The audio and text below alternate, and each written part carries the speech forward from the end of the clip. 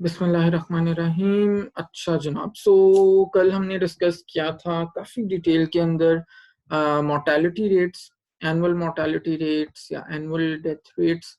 और जनाब उसके अंदर हमने फिर उसकी टाइप्स सीखी थी। हमने कहा था कि हम इसको एज स्पेसिफिक कैलकुलेट कर सकते हैं, हमने कहा था हम इसको कॉस्ट स्पेसिफिक कैलकुलेट कर सकते हैं, और इसी तरह से हमने इसको एज एंड कॉस्ट स्पेसिफिक यानी दोनों तरह की रिस्ट्रिक्शंस लगा के भी देखा था कि उस तरह से भी हम डिपेंडिंग ऑन कि हमारा रिसर्च ऑब्जेक्टिव्स क्या हैं और हम किस चीज़ पे रिसर्च करना चाह रहे हैं, किस चीज़ पे स्टडी करना चाह रहे हैं, किस किस्म का हमारा सर्वे है, उसी के अकॉर्डिंगली हम उसको मॉडिफाई करते हैं फॉर्मूला को। अकॉर्डिंगली हम उसका जो जिस किस्म का भी हम मोर्टेलिटी रेट या डेथ रेट कैलकुलेट करना चाह रहे होते हैं उस किस्म का हम करते हैं। ठीक है जी। और इसके साथ हमने कुछ न्यूमेरिकल एग्जांपल्स भी की थी, कुछ कैलकुलेशंस आप लोगों ने की थी विच वर रादर सिंपल। सो होपफुली आप लोगों को समझ आ गई होंगी। अच्छा जी, आज जो हमने बहुत ही इंपॉर्टेंट चीज डिस्कस करनी है, बहुत इंपॉर्टेंट इसलिए है कि एक तो वैसे इंपॉर्टेंट है, डेफिनेटली एपिडेमियोलॉजी आप लोग पढ़ रहे हैं, पब्लिक हेल्थ आप लोग पढ़ रहे हैं, तो ये सारी टर्म्स अगर आपको समझ में नहीं आती, which is either measures of morbidity और मेजर्स ऑफ मोर्टेलिटी, तो फिर इसका मतलब है कि आप लोगों ने कोई पब्लिक हेल्थ या एपिडेमियोलॉजी सही से पढ़ी नहीं है, फिर मजे वाली बात नहीं है।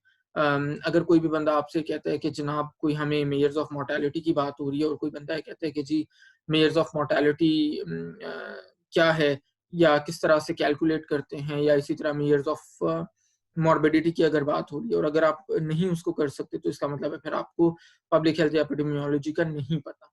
अच्छा, एक तो ये बात होगी। दूसरी जो आज हमने डिस्कस करनी है उस चीज की इम्पोर्टेंस बेसिकली है कोरोना वायरस के हवाले से, क्योंकि ज़ाहिर है आपको पता है एक बहुत बड़ा पूरी दुनिया के अंदर पेंडेमिक है और पूरी दुनिया इससे लड़ रही है इस वक्त। सो इसके अंदर एक बड़ी इंपॉर्टेंट टर्म जो आपने डेफिनेटली डेफिनेटली न्यूज चैनल पे बहुत ज्यादा सुनी है, वो है केस फर्टिलिटी। कि जी इसको उर्दू में वो कह रहे हैं, अगर आपने उर्दू न्यूज चैनल्स पे सुनी होगी, कि जी शरह अमवात क्या है, यानी कितने लोग हैं जिनकी डेथ हो रही है इससे, और कितने लोग हैं जो जिनको ये होता है और उसमें से कितने लोग की डेथ हो जाती है। ठीक है, तो ये इसको हम कहते हैं केस फर्टिलिटी या शरह अमवात उर्दू के अंदर।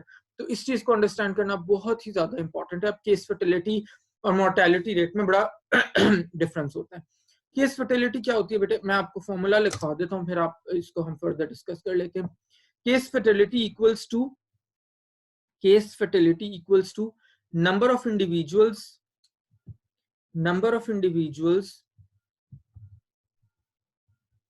डाइंग, यानी डेथ होने से dying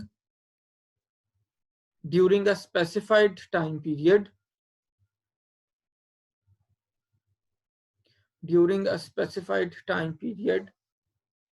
after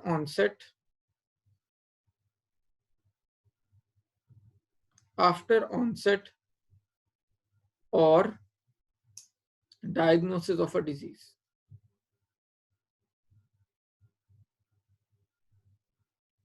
After onset or diagnosis of a disease, divided by number of individuals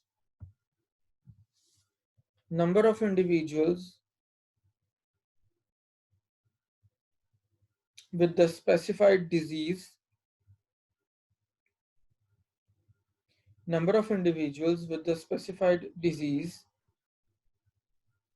multiplied by 100.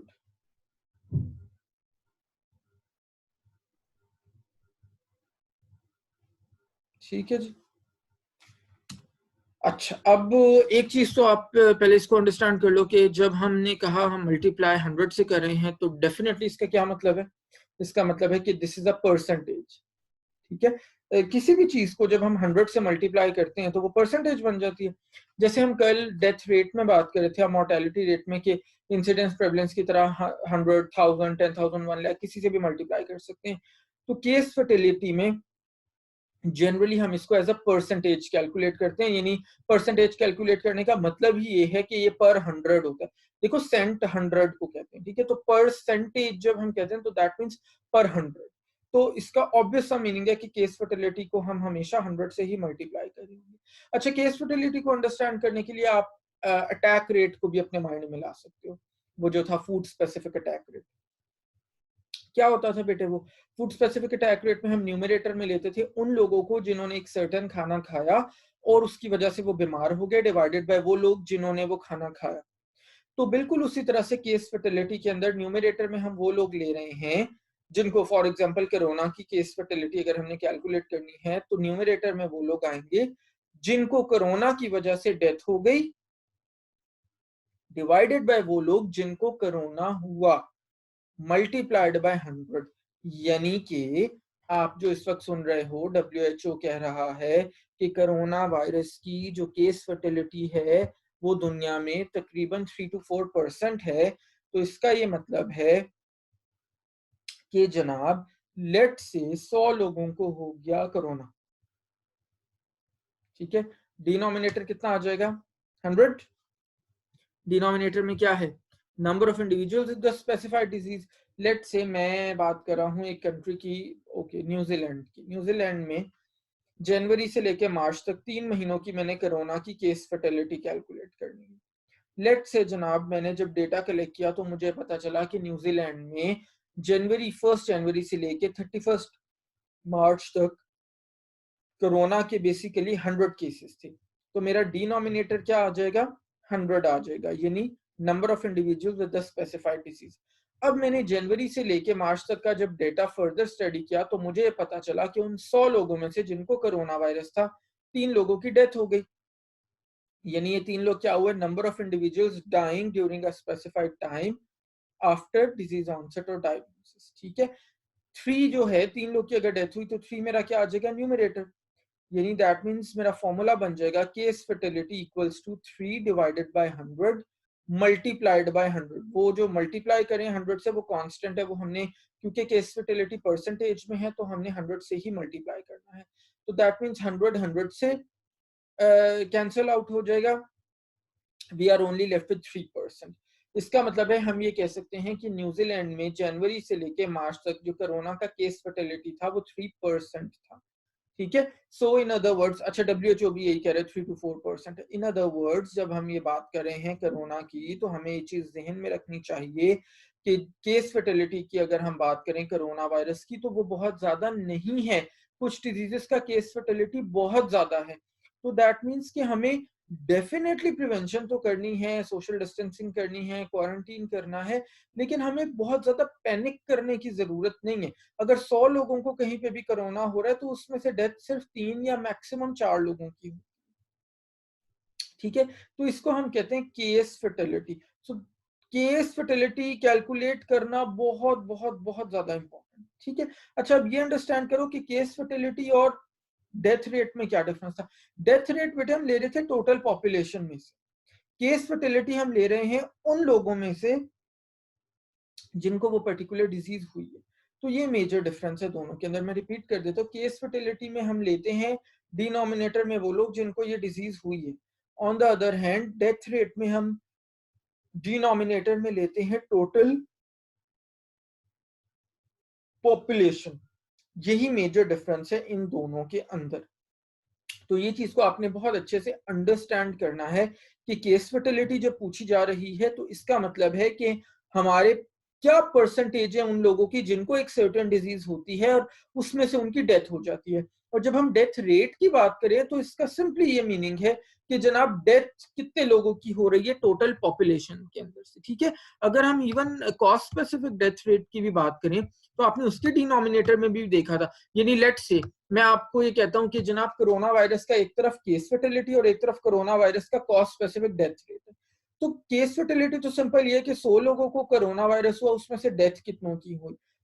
Cost specific death rate corona virus की वजह से सिंपली ये है कि 1 लाख की पॉपुलेशन है, उसमें से बेसिकली हमारे पास कितने ऐसे लोग हैं जिनको कोरोना वायरस की वजह से जिनकी डेथ हुई है आउट ऑफ द पॉपुलेशन, यानी 1 लाख में से कितनों की डेथ हुई है। और केस फर्टिलिटी में क्या है कि जितनों को कोरोना था, लेट से 100 को कोरोना था, 100 में से कितनों की डेथ हुई है।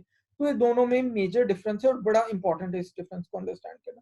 अच्छा, बहुत सारी ऐसी डिजीज होती हैं जिनका केस फर्टिलिटी कम होता है, कुछ डिजीज का केस फर्टिलिटी बहुत ज्यादा होता है। जैसे अभी इस वक्त मेरे दिमाग में रेबिस का आ रहा है। रेबिस इज अ डिजीज, आपको पता है, जो होती है बेसिकली मैड डॉग्स के बाइट करने से। तो रेबीज का जो केस फर्टिलिटी है दैट इज 98%।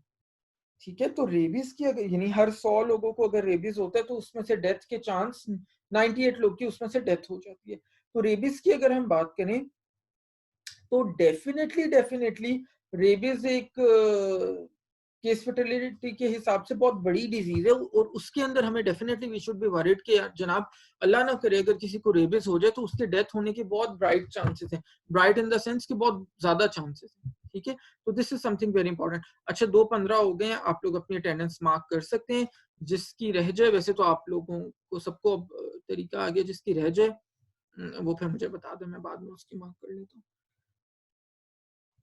सो जनाब ये है आपकी केस फर्टिलिटी। अच्छा, अब बताने में आपको ये लगा था कि जैसे हम रेबीज की बात करें, रेबीज मैड डॉग्स के बाइट करने से होती है। अच्छा, कुछ चीजों को हम बिल्कुल भी अंडरस्टैंड नहीं कर रहे होते कि यार ये भी क्या इतने बड़े पब्लिक हेल्थ प्रॉब्लम्स हो सकते हैं हमारे पास। सिंध के अंदर आपने मे बी रिसेंट न्यूज के अंदर देखा हो, पिछले 6 महीने के अंदर बहुत सारे केसेस हुए हैं जहां पे ये जो वॉन्डरिंग डॉग्स होते हैं इन्होंने लोगों को बाइट किया और उनकी डेथ हो गई उनके काटने से। ठीक है, यानी इन अदर वर्ड्स हम ये कह सकते हैं कि सिंध की अगर हम बात करें तो dog bite is a serious public health issue. Even I so much remember कि मेरे क्लास फेलो होते थे while I was in my MPhil, तो उन्होंने अपना थीसिस ही किया था कि dog bite is a public health problem in there, I think थर पार्कर के अंदर, जो डेफिनेटली आपको पता है सिंध का पार्ट है। ठीक है, तो it's a big public health problem in those areas. लोग की बहुत सारों की डेथ, बहुत सारी इंजरीज होती हैं इन इस वजह से। ठीक है जी। अच्छा, अब जरा फर्दर आ जाते हैं कि इस फर्टिलिटी के ऊपर। ठीक है, एक मैं आपको बताता हूँ, चलिए डिफरेंस मैंने दोनों में बता दिया डिनोमिनेटर का। ओके, एक एग्जांपल करते हैं, लिखें जरा, आप लोगों ने मुझे सॉल्व करके बताना है। There is a town with a population of 100,000, यानी 1 लाख पॉपुलेशन है एक टाउन की, उसके अंदर 40 ऐसे लोग हैं, 40 ऐसे लोग हैं जिनको हो जाता है कोरोना।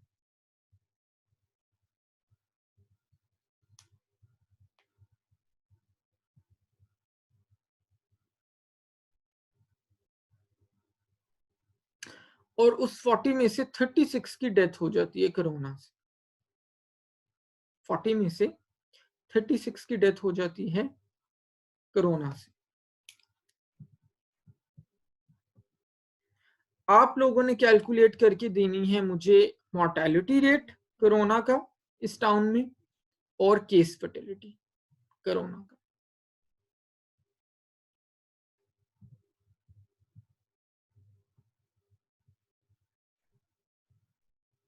और केस फर्टिलिटी आप क्वेश्चन एक बार फिर से रिपीट कर देंगे? मैं बेटे कर देता हूँ।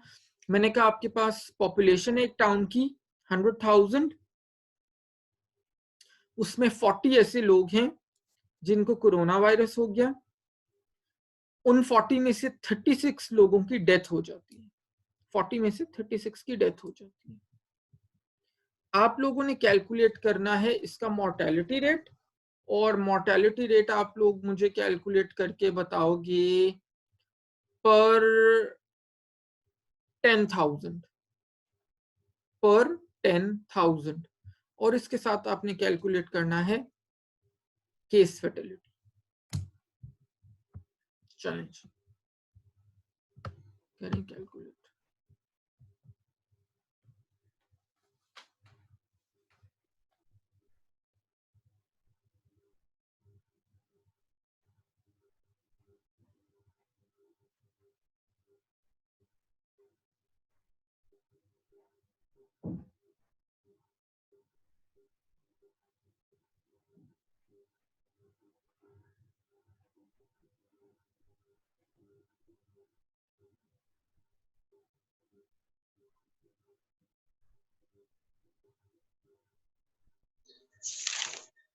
सर मॉर्टेलिटी रेट में किसके साथ करना है मल्टीप्लाई?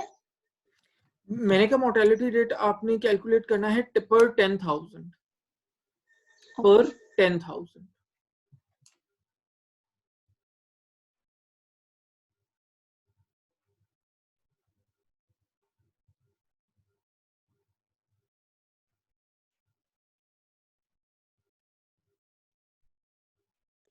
सर हो गया। हो गया जी। अच्छा जी, कैसे किया जनाब? सर केस फर्टिलिटी में 36 डेथ्स को डिवाइड किया 40 पीपल में और मल्टीप्लाई किया 100 के साथ तो 90% आ गया। वेरी गुड, एक्सीलेंट, बिल्कुल ठीक है। और और मोर्टेलिटी? मोर्टेलिटी में जो डेथ्स थी उनको डिवाइड किया है 100,000 पॉपुलेशन के साथ ठीक और है, फिर मल्टीप्लाई जो आपने बताया तो 3.6 आ गया। 3.6 आ गया पर 10,000। ठीक है, वेरी वेरी गुड। ठीक है, अच्छा जी, और कौन मुझे बताएगा कि कैसे किया है? यशरा जी बेटे, हो गया? जी सर, वही सेम आया कि 36 को 40 से डिवाइड किए फिर मल्टीप्लाई करेंगे तो 90% आया। Very good. सर नेक्स्ट में अभी निकाल। अच्छा, सर नेक्स्ट में अभी निकाल। शाबाश शाबाश, वेरी गुड वेरी गुड। सामिन बेटे, हो गया आपका mortality rate? Sir mortality rate का भी मतलब आंसर नहीं निकाला, लेकिन फॉर्मूला वही दीबा वाला है कि पहले हम लोग क्या था डेथ रेट और फिर डिवाइडेड बाय 100 जो पॉपुलेशन थी और फिर मल्टीप्लाई कर देंगे। अच्छा, इसको करो, पूरा करो पहले। अच्छा सर। सना, सना का बेटे हो गया आपका mortality rate calculate? Yes sir, मेरा हो गया। जी, जरा बताओ कैसे किया बेटे? सर मैंने इस तरह की कि डेथ्स हमारे पास 36 हुई थी ठीक है, और जो हमारे तो मैंने इसको डिवाइड कर दिया 100,000 के साथ। वेरी मेरे गुड पास आ गया 0.0036, फिर उसको मैंने मल्टीप्लाई कर दिया 10,000 के साथ, वेरी गुड फिर मेरे पास आंसर आ गया 3.6 पर 10,000। वेरी गुड, एक्सीलेंट, ठीक हो गया, बिल्कुल सही है, शाबाश। ठीक है जी, सो दैट मीन्स के मेरा ख्याल है सबको क्लियर हो गया है केस फर्टिलिटी हम कैसे कैलकुलेट करते हैं।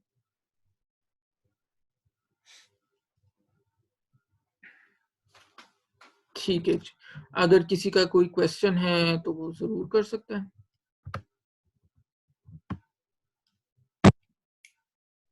है ना सर, मेरा 0.36 आया है। 0.36 है। अच्छा, इसको मल्टीप्लाई करो ना बेटे 10,000 से। अच्छा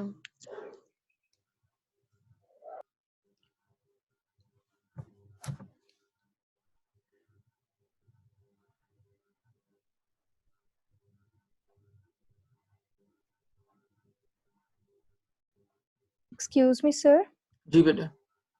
सर एक कंफ्यूजन है केस हाँ जी, फर्टिलिटी में। जी जी, जो डिजीज्ड है वो डिनोमिनेटर में है ना, बिल्कुल और जो डेथ रेट है वो न्यूमरेटर में है, तो जिस डिजीज पर्सन की डेथ हो गई है वो डिनोमिनेटर से निकल नहीं आएगा? बिल्कुल निकल आएगा, वो न्यूमरेटर में जाएगा ना। बिल्कुल ठीक आपने ओके कहा। सर। बिल्कुल ठीक कहा। ठीक है जी, वेरी गुड क्वेश्चन। अच्छा सर जी जी जी, sir I am sorry but मुझे वो सर सुबह का ही क्वेश्चन एक्सटेंड करने के लिए कहीं उनका ये मतलब तो नहीं है कि अगर 40 केसेस हुए थे उनमें से 36 की डेथ हो गई तो डिनोमिनेटर में 4 रह जाना चाहिए? अच्छा सबा, आप बेटे ऐसे कहना चाह रहे थे? जी सर, मैं यही पूछना चाह रही थी जो अच्छा तूबा ने कहा है। नहीं नहीं बेटे नहीं, उसकी रीजन है, देखो जब हम अटैक रेट कैलकुलेट कर रहे थे हम क्या ले रहे थे, हमने न्यूमरेटर में लिया कि जनाब जितने लोगों ने एक फूड कंज्यूम किया उसमें से उन लोगों को हमने न्यूमरेटर में ले लिया जिनको प्रॉब्लम हो गया, जिनको डिजीज डेवलप हो गई। ठीक है, लेट से वो 4 हैं, 10 लोगों ने वो फूड खाया था, 10 हमारा डिनोमिनेटर है। So same goes for the case fertility. 40 लोगों को हुआ कोरोना वायरस, 40 बन गया हमारा डिनोमिनेटर। अब उन 40 में से 36 ऐसे लोग थे जिनकी डेथ हो गई। ठीक है, यानी वो 36 न्यूमरेटर का पार्ट बन जाएंगे बट वो डिनोमिनेटर का पार्ट भी रहेंगे। ऐसा नहीं है कि वो न्यूमरेटर का पार्ट बनेंगे और डिनोमिनेटर से निकल जाएंगे।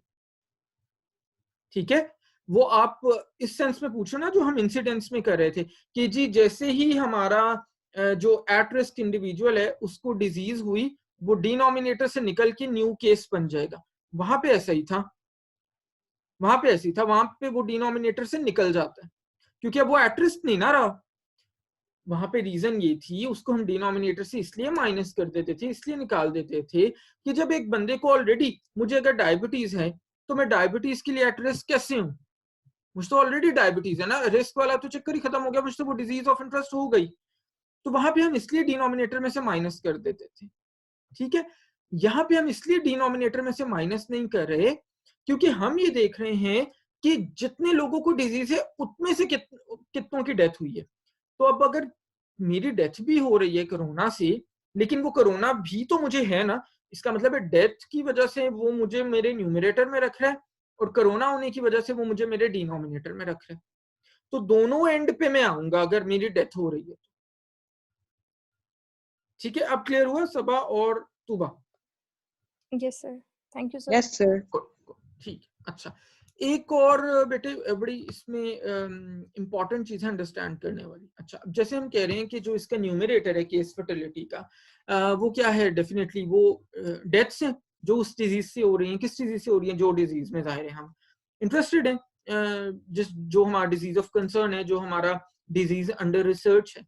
ठीक है, अच्छा समटाइम्स होता ये है जनाब कि इस चीज को आइडेंटिफाई करना मुश्किल हो जाता है कि जो डिजीज में हम इंटरेस्टेड हैं क्या एक्चुअली डेथ इंडिविजुअल की उसी डिजीज से हो रही है या किसी और डिजीज से हो रही है। मैं आपको इसका एग्जांपल दे देता हूँ, बड़े सारे एग्जांपल्स हो सकते हैं इसके। हम देख रहे हैं लिवर, अल्कोहलिक लिवर डिजीज। ठीक है, ALD इसको हम कहते हैं, नॉर्मली उन लोगों में जाहिर होती है जो अल्कोहल का बहुत ज्यादा यूज करते हैं। अच्छा जी, मैं देखना चाह रहा हूँ case fertility alcoholic liver disease की। 100 लोग हैं मेरे पास, 100 पेशेंट्स हैं, मैं रिसर्च कर रहा हूँ जिनको अल्कोहलिक लिवर डिजीज है। 100 बन गया मेरा डिनोमिनेटर। अब उसमें से जनाब 55 ऐसे लोग हैं, लेट्स अज्यूम कि जिनकी डेथ हो जाती है, 55 मेरा न्यूमरेटर बन गया। अच्छा, 55 में से एक ऐसा बंदा है जिसको अल्कोहलिक लिवर डिजीज तो थी, लेकिन वो जब और लेट्स से डॉक्टर्स ने उसको बिल्कुल जवाब दे दिया था, उन्होंने कहा भाई तुम मैक्सिमम 1 महीना जिंदा रहोगे, इसके अलावा तुम्हारा लिवर बिल्कुल खत्म हो चुके, तुम सरवाइव नहीं करने वाले इस लिवर के साथ 1 महीने ज्यादा। वो निकल के हॉस्पिटल से अपने घर जा रहा होते, रास्ते में उसका एक्सीडेंट हो जाता। ठीक है, अब क्या हम उस बंदे को न्यूमरेटर में लेंगे या हम उसको न्यूमरेटर में नहीं लेंगे? हम उस बंदे को न्यूमरेटर में नहीं लेंगे। Why do I say that? क्यों मैं कह रहा हूं? ऑल्दो उसको डॉक्टर्स ने कह दिया था कि 1 महीने बाद तुम्हारी डेथ हो जाएगी लिवर की वजह से, तुम्हारा लिवर डिस्ट्रॉय हो चुका है कंप्लीटली, लेकिन उसकी एक्चुअल कॉज ऑफ डेथ जो बनी है वो लिवर डिजीज नहीं बनी। वो अगर बनती तो वो 1 महीने बाद बनती अप्रोक्सीमेटली। उसकी जो कॉज ऑफ डेथ बनी है वो रोड ट्रैफिक क्रैश बना। तो इसका मतलब है अगर हम लिवर डिजीज के हिसाब से कैलकुलेट करें केस फर्टिलिटी तो उसमें वो बंदा न्यूमरेटर में नहीं आएगा। ठीक है, एक और एग्जांपल ले लेते हैं। एक बंदा है जो चेन स्मोकर है, लंग कैंसर उसको डेवलप हुआ है और बिल्कुल लास्ट स्टेज पे डॉक्टर्स ने उसको कहा 3 महीने बाद तुम्हारी डेथ हो जाएगी, मैक्सिमम 3 महीने भी अगर तुम जिंदा रह गए बड़ी बात। ठीक है, वो जाता है घर और वो एक्सीडेंटली कोई पॉइजन कंज्यूम कर लेते हैं, एक्सीडेंटली मैं कह रहा हूँ गलती से। ठीक है, कोई पॉइजन कंज्यूम कर लेता है और उसकी हो जाती है फौरन इमीडिएटली डेथ। अब अगर हम लंग कैंसर का केस फर्टिलिटी कैलकुलेट कर रहे थे तो वो बंदा न्यूमरेटर में नहीं फॉल करेगा। रीजन, क्योंकि उसकी डेथ लंग कैंसर से नहीं हुई। लंग कैंसर से हम न्यूमरेटर में तब उसको लेके आते अगर वो 3 महीने बाद एक्चुअली लंग कैंसर की वजह से उसकी डेथ होती। उसकी डेथ हुई है एक पॉइजन को एक्सीडेंटली कंज्यूम करने की वजह से। तो अगर हम लंग कैंसर का कैलकुलेट कर रहे हैं केस फर्टिलिटी तो उसके अंदर वो बंदा नहीं फॉल करेगा। ठीक है, कहने का मतलब ये है कि अगर हम इसको पब्लिक हेल्थ के पर्सपेक्टिव में देखें तो sometimes it is not really easy to identify कि जनाब जो बंदे की डेथ हो रही है वो वाकई उस डिजीज की वजह से हो रही है या किसी और डिजीज की वजह से हो रही है। हमने स्टार्टिंग में जब कॉन्सेप्ट्स देख रहे थे तो हमने hypertension as a silent killer बात की थी जब हम सब क्लिनिकल डिजीज की बात कर रहे थे कि जनाब सब क्लिनिकल डिजीज एक ऐसी डिजीज होती है जिसके अंदर हमारे साइंस एंड सिम्टम्स कई साल तक समटाइम्स शो नहीं हो रहे, ठीक है। तो एक बंदा है जिसको डॉक्टर्स डिक्लेयर करते हैं कि जिसकी हार्ट अटैक से डेथ हुई, मे बी उसको मिस लेबल किया गया है as death from heart attack, उसको शायद हाइपरटेंशन था और स्ट्रोक से उसकी डेथ हुई। 10 साल से उसको हाइपरटेंशन था और वो हाइपरटेंशन उसका अनडायग्नोस्ड था, उसको सब क्लिनिकल डिजीज थी, ठीक है। कहने का मतलब ये है कि डिजीज कॉज ऑफ डेथ को आइडेंटिफाई करना समटाइम्स बहुत स्ट्रेट फॉरवर्ड नहीं होता। सो ऐसे केसेस में केस फर्टिलिटी कैलकुलेट करना could be a difficult task, ठीक है, ये बात याद रखनी, ठीक है जी। थर्ड इंडिकेटर पे आ जाते हैं मेजर्स ऑफ मोर्टेलिटी का। इसको हम कहते हैं बेटे प्रोपोर्शनेट मोर्टेलिटी, प्रोपोर्शनेट मोर्टेलिटी, ठीक है। ये भी अगेन परसेंटेज है, इसको भी हम जाहिर है परसेंटेज कह दिया तो इसका कॉमन सेंस है कि इसको हमने 100 से ही मल्टीप्लाई करना है। प्रोपोर्शनेट मोर्टेलिटी का मतलब बेटे होता है कि हम ये देखना चाह रहे हैं कि फॉर एग्जांपल पाकिस्तान में हर साल जनाब 1 लाख लोगों की डेथ होती है, let's say 1 lakh people die every year in Pakistan. हम ये देखना चाहते हैं कि हमारी लीडिंग कॉजेज ऑफ डेथ क्या क्या हैं, टॉप 10 कॉजेज क्या हैं जिनसे डेथ होती है। क्या वो रोड ट्रैफिक क्रैशेस हैं, क्या वो ट्यूबरक्यूलोसिस है, क्या वो मलेरिया है, क्या वो डेंगू है, क्या वो डायबिटीज है, कैंसर है, क्या है, व्हाटएवर। तो जब हम ये देखना चाहते हैं तो हम कैलकुलेट करते हैं प्रोपोर्शनेट मोर्टेलिटी, यानी देखो प्रोपोर्शन क्या होता है, पार्ट ऑफ समथिंग। तो इसका मतलब है मोर्टेलिटी का, डेथ्स का कौन सा पार्ट हो रहा है किसी एक स्पेसिफिक डिजीज या एक स्पेसिफिक कॉज की वजह से।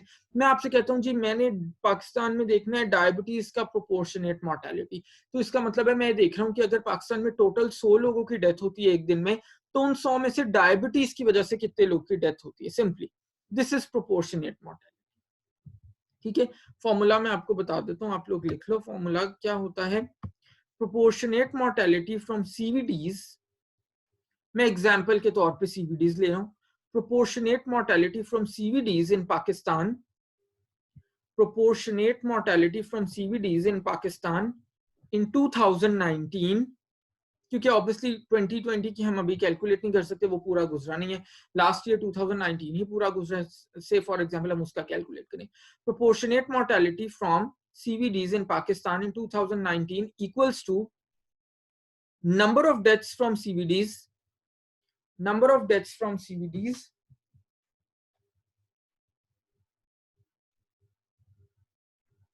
in Pakistan in 2019, number of deaths from CVDs in Pakistan in 2019, ये बन गया हमारा numerator, divided by total number of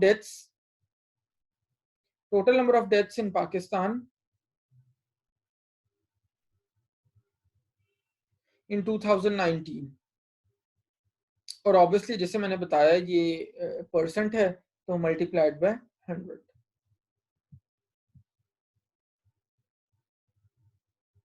चलें जी, न्यूमेरिकल टाइम एग्जाम्पल करें। पाकिस्तान की टोटल पॉपुलेशन है 22 करोड़, 22 करोड़ है हमारी टोटल पॉपुलेशन। एग्जाम्पल करवा रहा हूं, आपने कैलकुलेट करनी है proportionate mortality from lung cancer.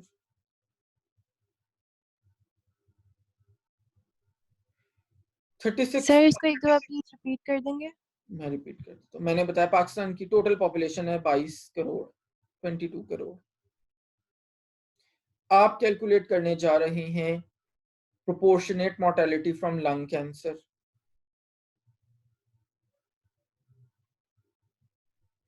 Lung cancer की वजह से पाकिस्तान में जो डेथ हुई 2019 में, वो 36,000 थे मेल्स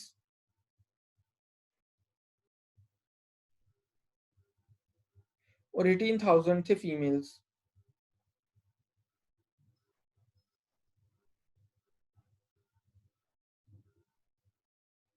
ठीक है, 36,000 डेथ्स हुई लंग कैंसर से मेल्स की 2019 में और 18,000 डेथ्स हुई लंग कैंसर से फीमेल्स की 2019 में। हाइपोथेटिकली मैं दे रहा हूँ एग्जांपल, रियल में ऐसा सिनेरियो नहीं है।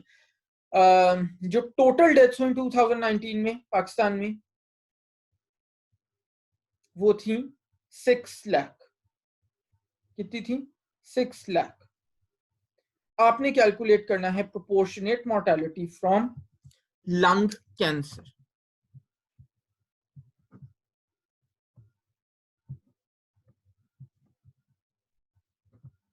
Let's do it. आप लोग करें कैलकुलेट।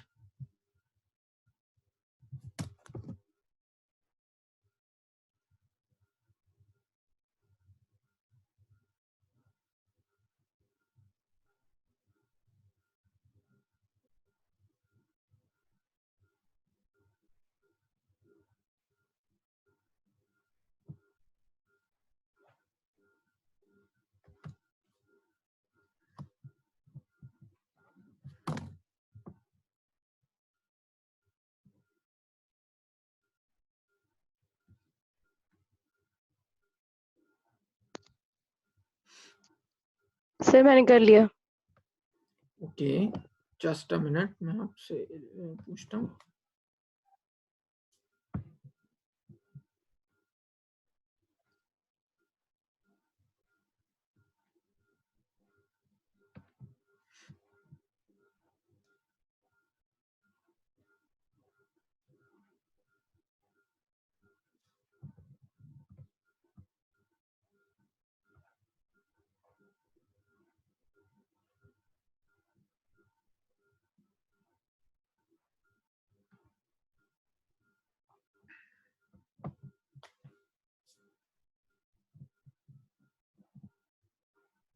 जनाब जी, जी बेटे बताओ कैसे किया आपने proportionate mortality from lung cancer in Pakistan yes 2019? Sir.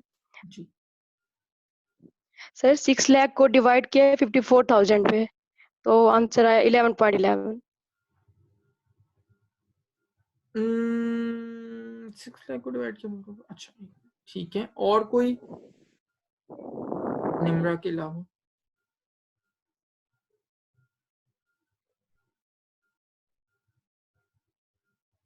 Sir आप 36 मतलब कि 54,000 को 6 लाख से डिवाइड करेंगे और फिर मल्टीप्लाई बाय 100 करेंगे तो 36 आंसर आएगा।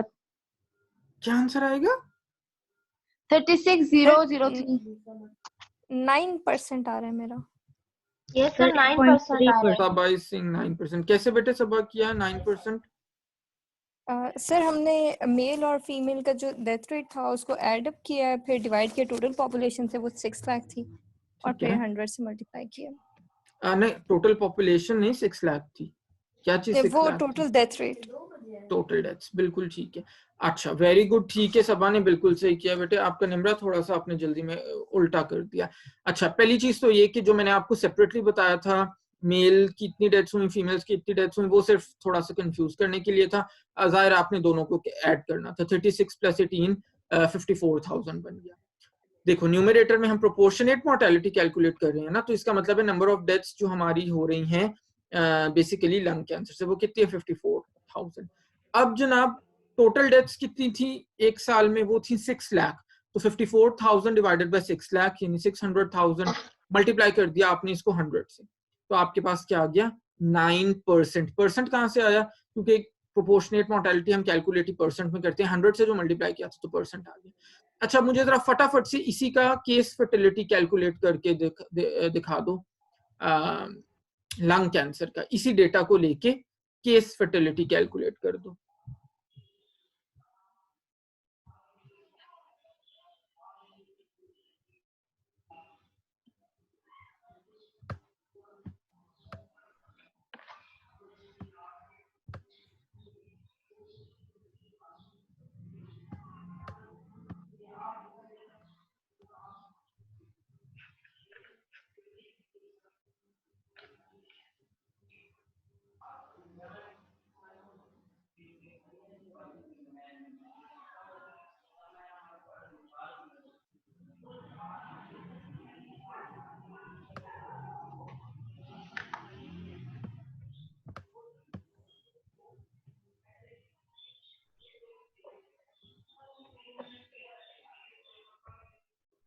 सर इसमें ये तो पता ही नहीं है कितने लोगों को लंग कैंसर था। फातिमा कह रही है जिसमें ये तो पता ही नहीं कितने लोग को लंग कैंसर था, तो फिर क्या हुआ, उससे क्या होगा? सर डिवाइड करना है ना उसको, जो टोटल डेथ्स हुई थी उसको डिवाइड करना है कितने लोगों को था। अच्छा ओके ठीक है। चलो मैं बताता हूँ, 1 मिनट से कम रह गया है हमारे पास टाइम। आप लोगों ने, मैं जरा 6-7 मिनट्स का ब्रेक ले लूँ। इसी को रिफ्रेश करके लिंक को आप लोगों ने वापस ज्वाइन करना है 6-7 मिनट्स के बाद, ठीक है? तो फिर मैं इसका आंसर भी देता हूँ, तब तक आप लोग ट्राई करो, अगर आपसे हो जाता है इसको हम कैसे करेंगे, ठीक है? दोबारा 7 मिनट्स बाद दोबारा। अल्लाह हाफिज।